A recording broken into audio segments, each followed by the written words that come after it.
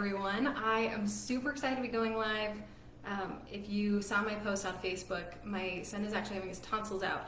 I thought I was going to be waiting at the hospital while the surgery happened, but turns out he wanted his dad to go with him instead. So Jane and I are hanging out today, and we thought we would answer some succulent questions. So she's finishing up a book, and then she'll probably come join us for some of your questions. So I have a few questions that people had posted ahead of time. Feel free to leave some in the chat or in the comments, and I will get to those if we have time. Also, I want to get your input.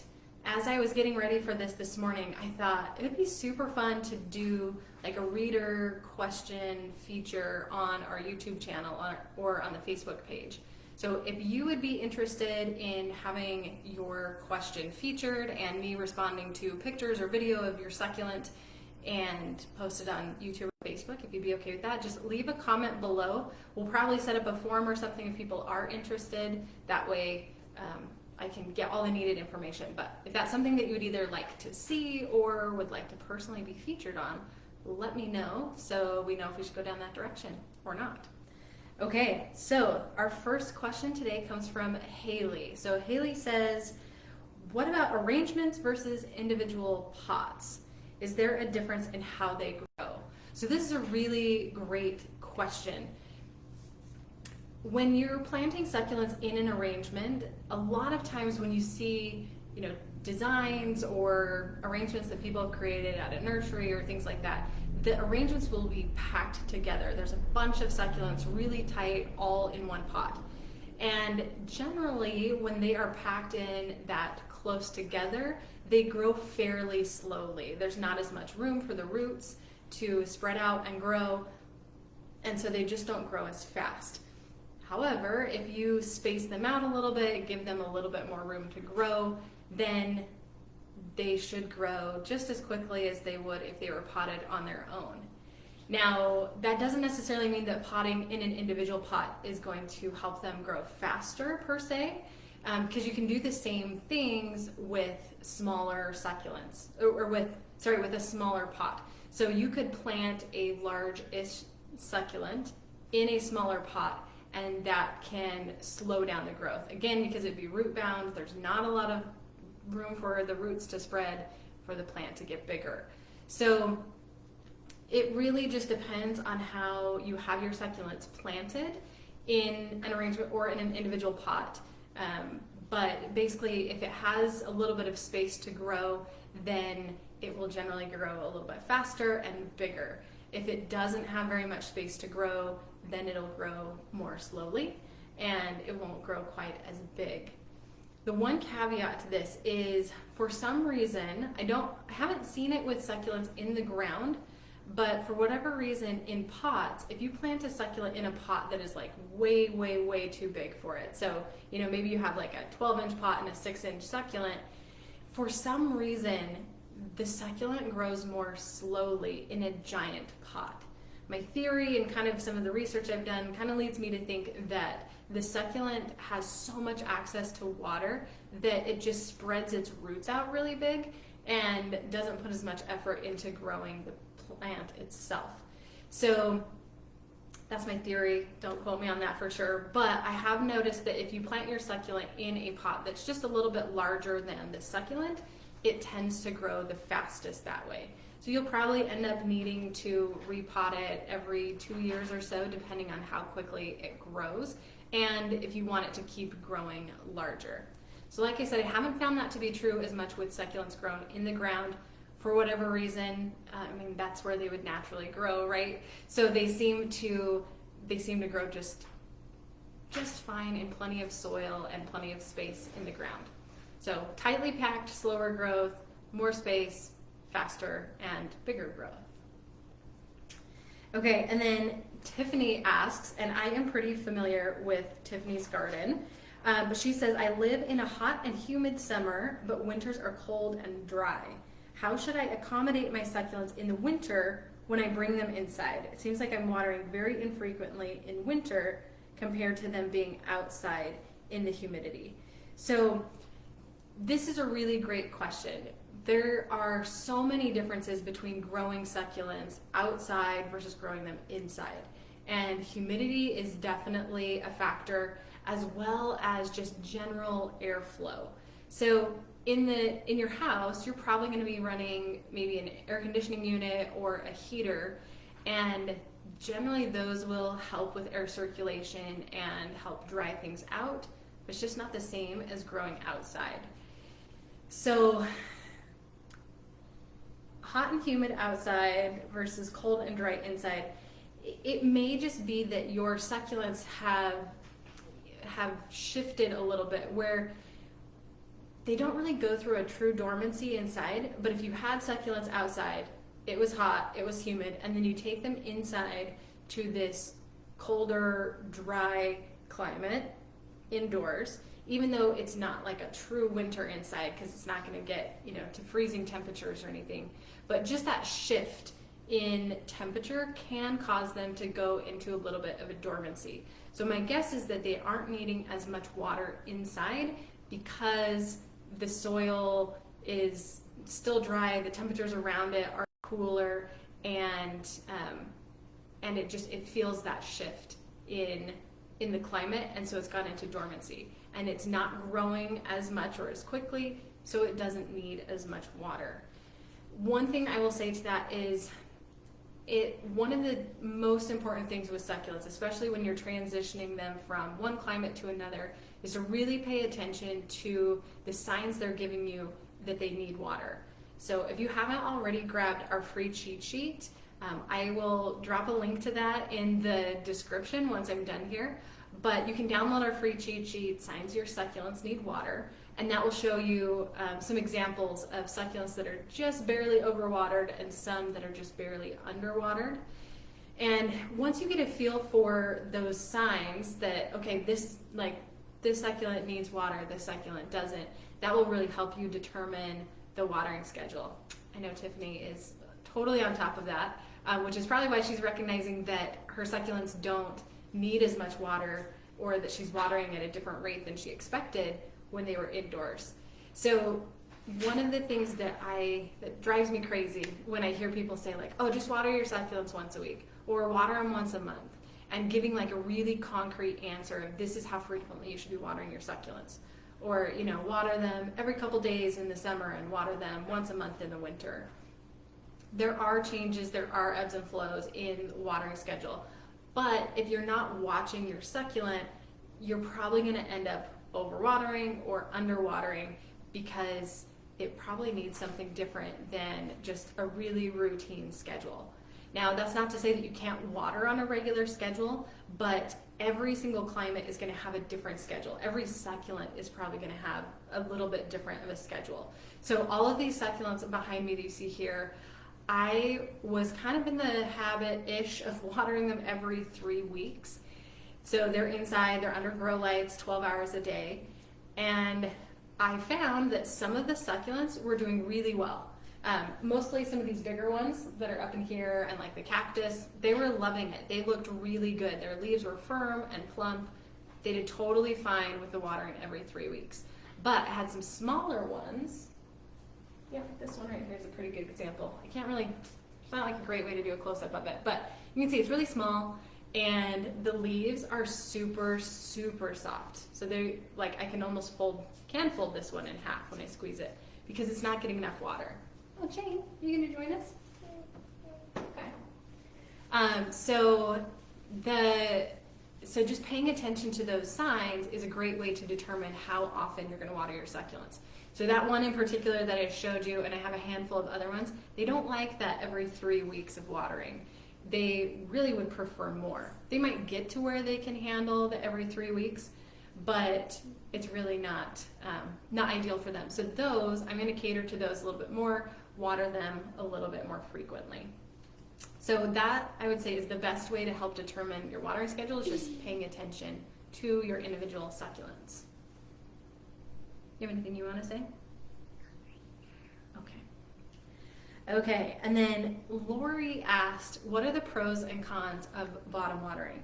And I realized after reading this question, I should absolutely do a video on this and show you guys what bottom watering looks like and some ways you can do it for your succulents. So If you're not familiar with bottom watering, essentially what you would do, trying to see if I have anything I can use an example. Nope. Okay, Jen, I'm going to be a pot. I'm going to be a bowl of water. Can you stick your hand in my hand? So for bottom watering, you're going to fill a container with water, and then you're going to stick your pot, which is Jane's hand, in the water, and you're going to let it sit there for a certain amount of time until the water soaks all the way up into the top of your pot. Thank you. Great demonstration there, Jane. So what you'll want to do is have your, so like with this pot, for example, ideally you would have some sort of container that's just a little bit bigger than it, and you'd fill that with water and then stick this inside, and the water will slowly creep up. The same way that if you stick a sponge just in the top of a glass of water, it'll absorb a lot of that water. The same thing happens with soil. But in order for it to get all the way to the top pretty quickly, it's best if your water level goes almost to the top of your pot, or right to the top. So that's kind of the general concept of watering. Again, the idea is that the soil is going to automatically absorb and pull up all that water out from the container that it's in. So pros and cons of watering this way. It can take a little while to do that. Usually in order for the water to soak all the way up, it can take a couple minutes. So you could end up spending more time watering than you might just pouring water on top. However, I've also found this nice because you can just I have like a plastic tray that I just fill up with water, and I put a bunch of pots in it and I let them sit for like 10 minutes. And then I take them out and then I put more pots back in. So in that way, it kind of is faster because I can do a bunch all at once. What are you looking at there? Okay.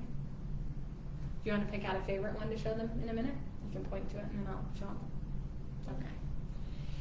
So one of the downsides to bottom watering, there's a couple things. If you're using a really gritty soil, it can be difficult for that water to get absorbed all the way to the top, especially if you're not doing it properly. So if you're not having the water level come up to the rim of your pot, it's harder for a gritty soil to absorb the water and have it come all the way up.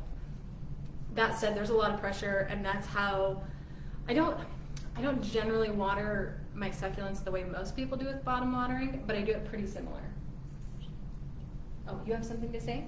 And one thing, succulents grow pretty slow.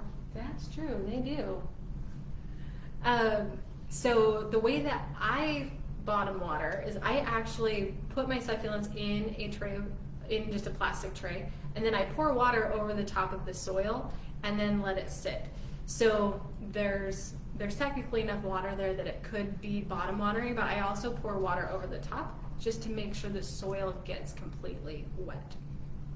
One of the things that people say is a benefit of bottom watering is that it encourages really long, deep roots. And while I don't disagree, I still think that watering from the top can give you the exact same results. The reason why bottom watering can be a really good option is if you are using a very organic soil, and especially one that's peat moss based, a lot of those organic soil mixes, or like a traditional potting soil, they actually repel water when they're dry. So you might pour what you think is a bunch of water on the top, but it's going to run down around the sides, and it's going to go down around the sides. It's not actually going to get absorbed all the way to the center of the pot. So for that reason, bottom watering is a great option because you're letting the water sit there and you're making sure that the water gets all the way to the center. You can still make it work watering from the top. You just have to water a couple times, and it's probably not as guaranteed. So if you're using an organic soil, then bottom watering is a really great way to make sure the water is getting absorbed all the way to the center of the pot. All of the soil is getting soaked all the way through. Now, the reason why I say that that's not the only way to encourage deep roots is because if you are watering from the top, or if you're using a gritty soil, and especially if you're using a gritty soil, if you pour water all over on the top, that water or that soil is going to be soaked all the way through. So it's not the only way to get good deep roots, and you're watering the whole pot, the whole soil, all of the soil is getting wet, and so it's really not that different than watering from the top, assuming that you are getting it soaked all the way through. So, but like I said, it is a really good option for really organic mixes to make sure that water is going all the way through. One other benefit of bottom watering, and one of the reasons why I have kind of a similar approach to bottom watering, is because it doesn't waste as much water. And this may not be as big a deal outside, but inside, if you are pouring water over your succulents in the sink, then you might just let water like run all the way out, right? So you want the soil to get soaked all the way through. So you're going to put plenty of water on, and most of that water is going to go down the drain. But with bottom watering, you're reusing that same water over and over. So even when I'm watering from the top, I usually have a tray that catches the water beneath it, and I'll just pour that back into my watering can once I'm done with it or going on to the next thing.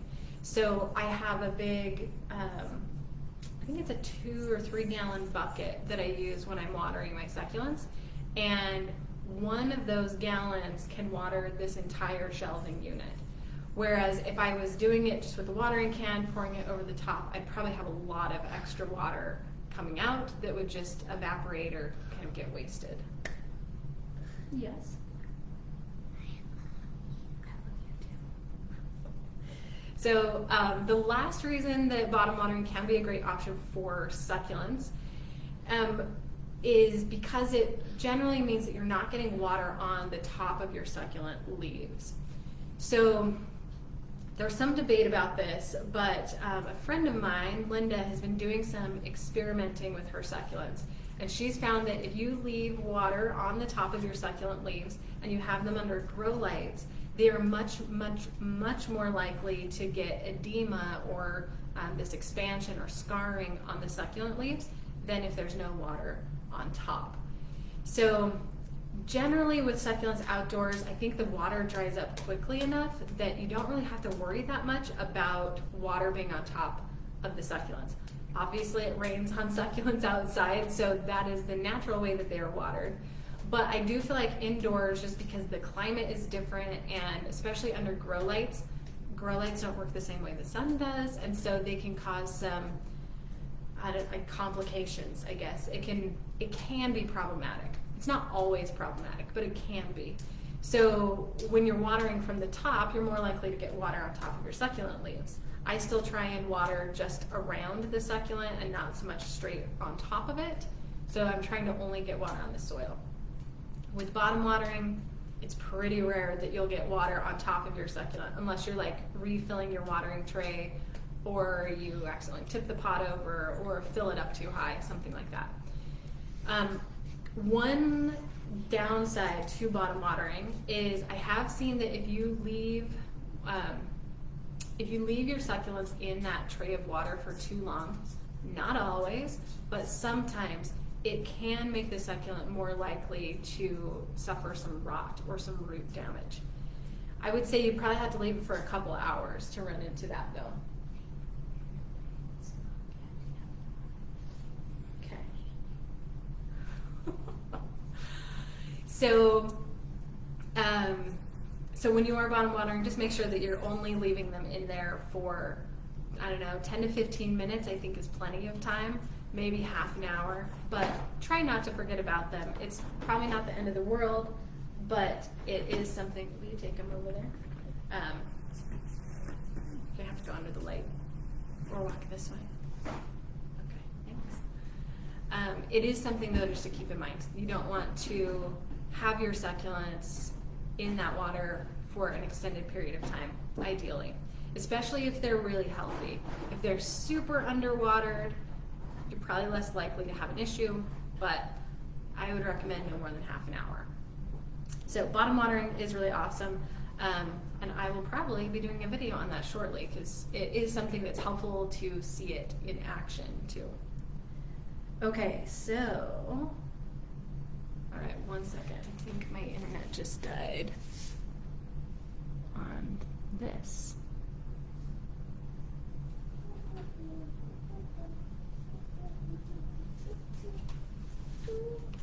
Okay, we did just kind of lose part of our feed for a second, but I think we're good now. Oh, why don't you eat them over there? Yeah, people don't really want to watch you eat. It's not very fun. But you can come back when you're done. Okay, so let me pull up. I know we had some other questions that came in. Okay, maybe not. Maybe I'm not gonna pull up the questions. That would be fun. Okay, well, let's do this.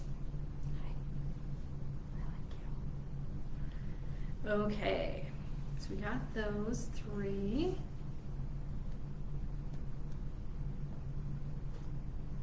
Okay, oh, this is a really great question. Okay, so Haley asks, how can you tell the difference between all of the different types of ghost plant? I have at least 4 different ones. This is a really good question. I'm actually gonna go get an example really quick because it's easier to show. Okay, you want to entertain that? Oh, you still have food in your mouth.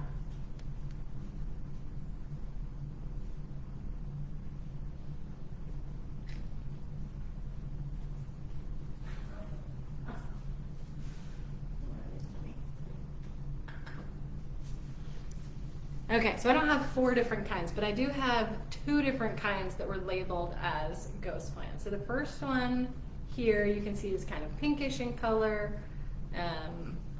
severely underwatered, which is the case with most of my succulents at the moment.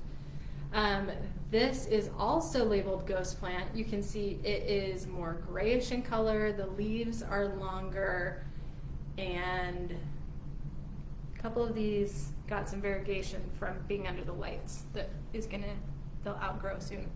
So the short answer is it's really hard to tell. The longer answer is you really have to pay attention to the leaf shape and the color and the thickness of the leaves. This one, I've done a lot of digging into these because there are so many questions about it. And ultimately what I have found is I'm like 95% sure that this succulent is the real ghost plant. Graptopetalum paraguayans ghost plant. There are so many hybrids of succulents coming out these days that it's getting harder and harder to identify them because the hybrids look so similar and they're like combinations of really popular plants. Obviously that's why they're hybridizing them, because people love them. So the traditional ghost plant has very grayish purple leaves. They are long, they're kind of elongated, and then they dip in the middle. Are you repeating me? You're silly. I don't want you to repeat me then, please. There's also Graptosedum ghosty, which is often called ghost plant. Obviously its name is Ghosty. That one has a little bit wider leaves, they're a little bit stubbier, and it gets a little bit more of a, I don't know, it's more of like a bluish tone to it, and it can kind of get some yellowing. Not yellow in a bad way, but just like a lighter color. And then there's the other one that I showed you that I still don't know what it is. It's some Graptosedum, Graptopetalum hybrid of some kind. And that one is a little bit more of like a pinkish purple. The leaves are much smaller. It reminds me more of like a Graptosedum alpenglow or something along that line. So the great thing about it is they have very similar light needs. They have similar water needs. Oh, Jane, you had to stop. You're going to knock that all over. Come here, come sit here. You can care for them the same way. They all propagate from leaves. They all propagate from cuttings. And they grow pretty quickly as far as succulents are concerned. They're one of the fastest growers that I've seen, which is part of why mine are so tall. Even though they're getting light, they're growing quickly, they weren't getting enough water, so those lower leaves were drying up really quick. So normally they'd have like a full set of leaves going down them, but they do grow very quickly. But there's a lot of different succulents like that look extremely similar. It's very hard to tell them apart. I personally am not a collector, so I'm not concerned about the names because I want to know, like, okay, I have all these different specific species. My concern with naming them is mostly to understand their needs, which is part of why we put together the types of succulents ID cards, so that you can see the individual needs of these succulents, like how much light they need, when they go dormant, what temperatures they can handle, their general like water tolerance, whether they're prone to rotting or whether they like a little bit more water. So you can go to typesofsucculents.com to see the plants that we have there, and then there's also a link to purchase the cards if you're interested in that. It's just handy to have as like a reference on your phone if you're shopping or when you're out in the garden or whatever it may be. So you check those out. But ultimately, you can care for them the same way. And if you start to pay a lot of attention to leaf shape and really small nuances, like how pointy the leaves are on the very end, or if they're a little bit more rounded, or if they come to a point like this instead of just coming to a point this way. There's a lot of really, really subtle differences in the leaf shape of echeverias, of graptopetalums. I'm afraid you're going to knock that and it's going to fall on top of you. So identification is tricky in that way, but yeah, to start kind of noticing some of those really subtle changes. Even like removing a leaf of a couple of them. Jane, do you want to take a leaf take one off of that? Maybe take this leaf and just kind of twist it off. Yeah. Okay, can you hold these up? We'll hold them side by side. Okay, so I don't know how well you can see that, but you can see how, even though I know this leaf is so much smaller, but you can see how it's just a more rounded shape, whereas this one is much longer. So it's, obviously it's bigger, but it also is a more elongated shape. This one comes to a sharper point than this one does, like the angle at which it comes to a point. So I've gotten to where, because I've looked at these over and over, I can start to see the differences. Okay, you can set it right there. Okay. I'm able to see the differences easier because I'm looking at them a lot. But that said, it's still super difficult to tell them apart. And to add to the fun, there are some succulents that the growers cannot agree on what the exact species is, and that makes it super tricky too. Should we finish up? Should we do one more question? Okay. Okay, we're gonna do one more question. You want to show them this plant? Why is this one of your favorite plants? It's purple.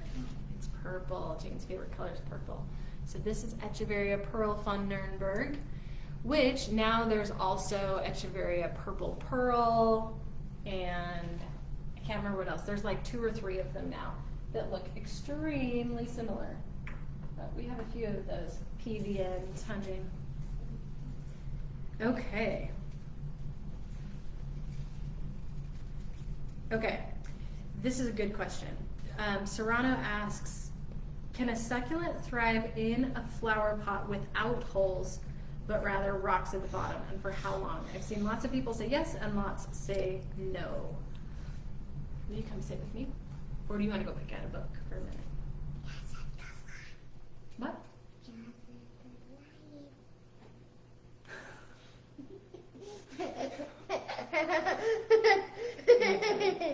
Okay.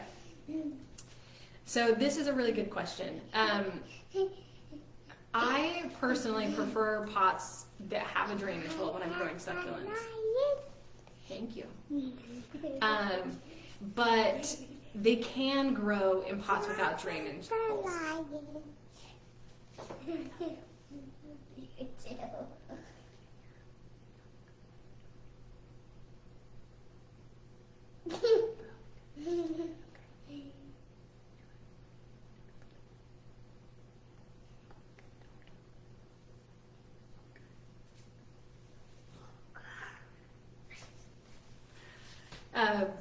So when you're watering succulents, it is kind of nice not to have to worry about water coming out the bottom.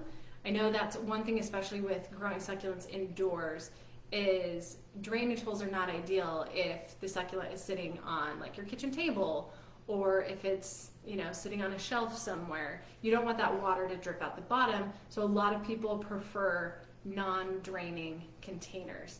And the short answer is you can absolutely keep them alive in non-draining containers.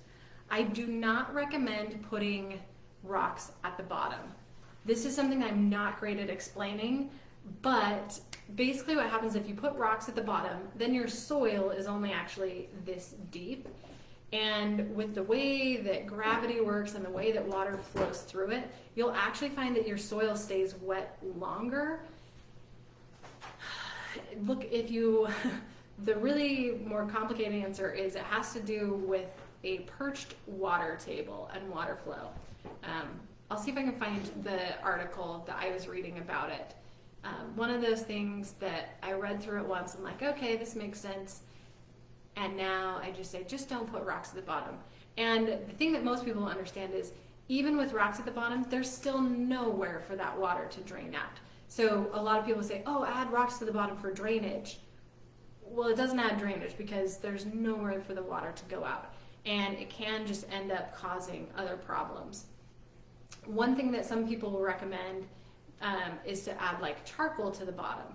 And again, it doesn't add drainage, but charcoal absorbs smell, so it can kind of help prevent some of that, I don't know, not rotting, but kind of a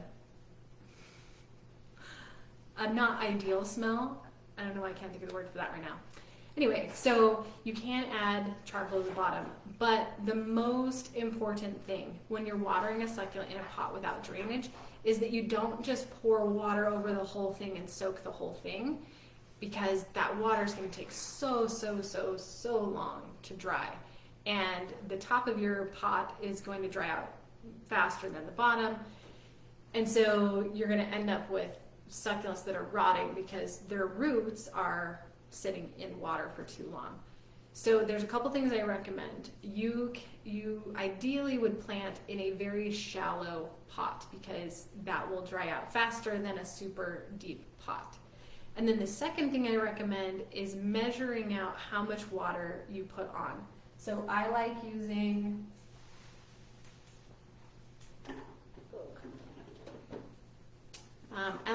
this little squeeze bottle that comes in my favorite mini toolkit. It actually has like measurements on the side, but I like using that because one, it's not very much water, so even if I were to put the whole thing on, depending on the size of the pot, I know I'm not just like drowning it in water, but I can also see exactly how much I'm putting on. So that is tip number 2, I guess. So shallow pot, number 1. Tip number 2 is to measure out the water that you're putting on. And then if you want to get a little bit scientific about the whole thing, weigh your pot when it has water in it. And then weigh it over the next few days. And once it stops getting lighter, then you'll know that that water has evaporated, or at least mostly evaporated. And then you're good to water again. But you want to avoid watering it before all the water evaporates, because you'll end up just like building up more and more water in there that doesn't ever evaporate and causes your succulent roots to rot, which you don't want. So the one other thing that you can do, if you have a non-draining container that you like the look of, you don't want to drill a hole in it, but you're also worried about how well your succulent's going to survive in there. Or maybe it's like this, maybe it's a really tall pot. This is not a good shape for a non-draining container, but as you can see, this is how it is. So what you can do is get another pot to stick inside of it. So in this case, this is just a little plastic pot. I have it filled with bonsai jack soil, and then I can fill this whole thing with water. This is actually a perfect example of bottom watering. So I can put this in, I can fill it all the way up with water, let it sit for a minute, take this out, let it drip, and then dump out all the excess water. So that way you're not ending up with, make sure I'm getting that in okay. You're not ending up with this super soggy soil at the bottom. You don't have to drain, put a drainage hole in your pot, and your succulent still has that benefit of a draining pot. So this is a technique that I love. It gets trickier as your pots get bigger because like pulling that out can be really difficult. But it is an option. So there's that. And in case you're wondering, those are string of dolphins. They're kind of flattening out, and I think it's from not getting enough light. I'm trying to look into that a little bit, but I think they're not getting quite the amount of light that they need. So today I'm going to start running my grow lights a little bit longer because I've noticed that there is some stretching on some succulents, which is actually a perfect lead into our last question from Lori. And Lori says, is it harmful for a partial sun succulent, like a zebra plant, to stay under an LED grow light 12 hours a day? This is a good question. Yes, and no. Is it harmful? Not necessarily. So what will happen is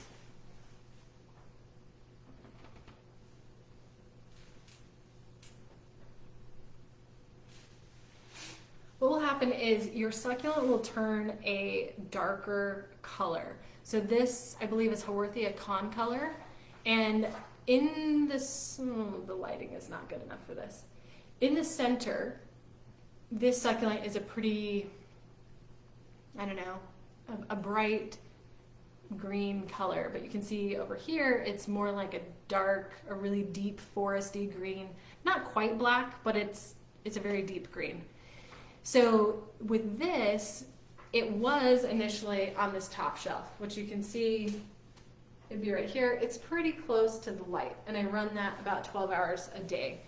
We're gonna up it to, I think we're gonna put it at 13 starting today. So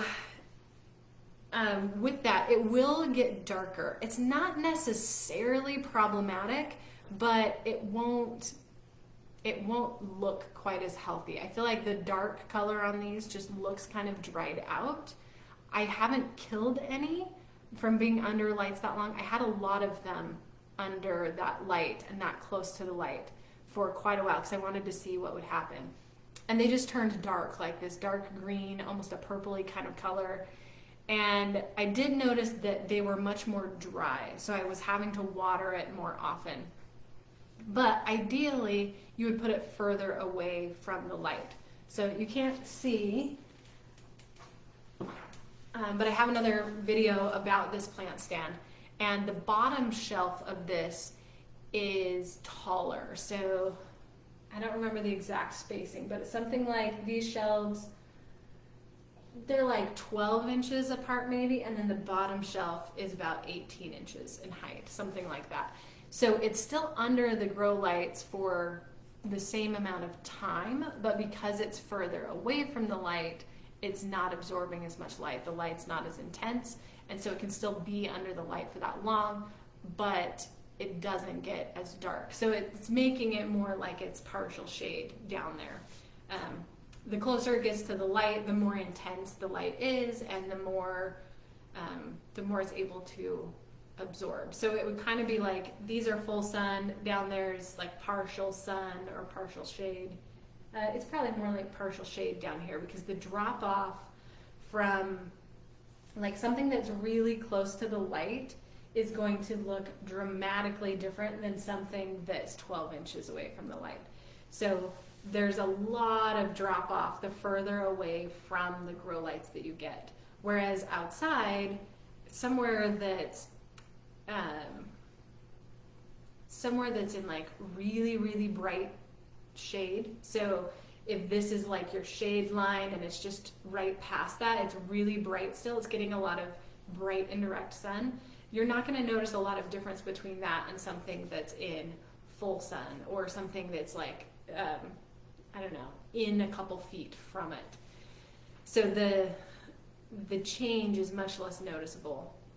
with actual sunlight. But just a couple inches away or difference in grow lights will make a huge, huge difference for your succulents. So the amount of time and also the distance and also how bright the lights are. So if your lights are not very bright, you might have your light close to your Haworthia and it can run for 12 hours a day, and it might even stretch a little bit if the light is not very bright. So there's a couple different factors there. It's not a problem, but it is better if it gets more of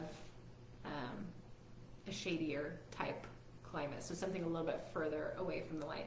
So that's why now I think for the most part, I guess we have a gasteria here.